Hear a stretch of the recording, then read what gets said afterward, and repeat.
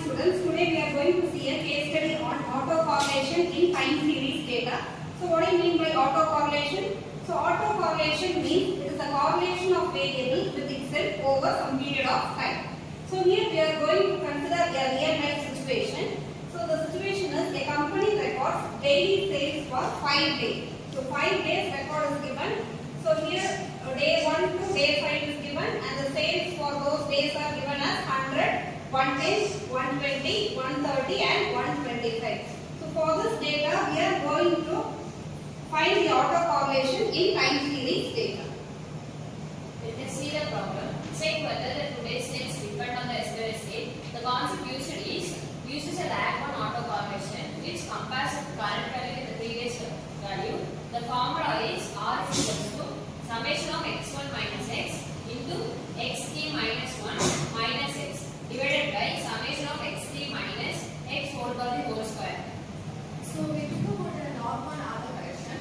So the formula we have already mentioned. So for the in-depth clarification, xt is for the current data and xt minus 1 is the previous data. As well we always know the autocorrelation is dependent on the previous and current state. So see that here we have a data of 100, 110, 120.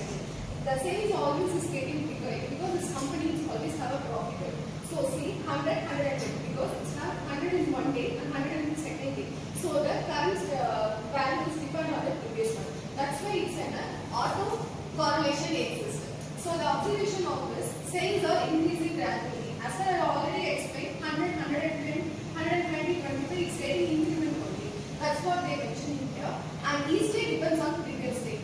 We already taken a problem about this about the days 1, 2, 3, 4. First day is 100, second day is 110. So it's depend on one day previous day and each day.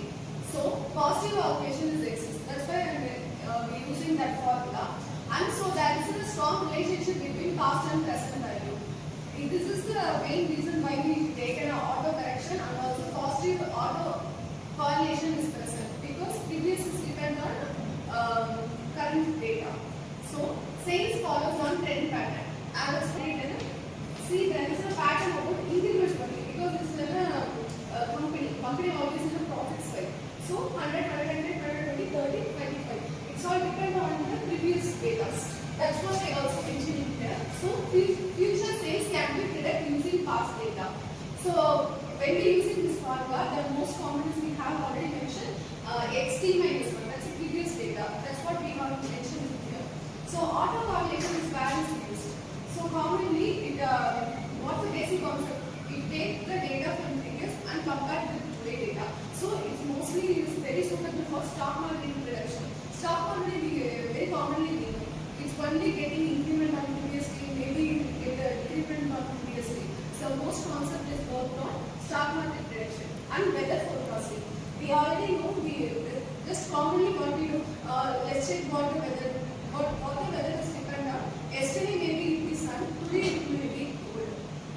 So during that day, yesterday when it's weather heated, today it will be little bit in a heat mode with cold places. That's why the weather forecasting is working. Sales analysis also, what's the problem we take is in the sales company details. So that's what we use. Signal processing is, we already know about the electronic things. Signal is always depend on the previous two data. That's why we use the auto correlation. Now let us see the problem about correlation in time series data. This is the given data. Step 1 to find the x bar. To find x bar, we have to average the price value as given here. So the final answer for x bar is 217. Step 2 to find x minus x bar. So this is the values for x minus x bar. Step 3 is lag one table. These are the elements in the formula. So we have to find the table for the lag one elements. So this is the final answer for it. So sum of the product is 241.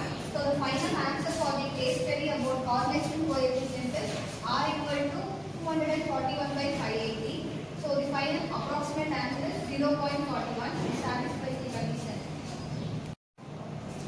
So hope you understand the case study about autocorrelation in time series data. So the formula for x bar, x minus x bar, xc and the previous data is calculated using xt minus 1 and final finally the autocorrelation coefficient is given by R is equal to 0.4.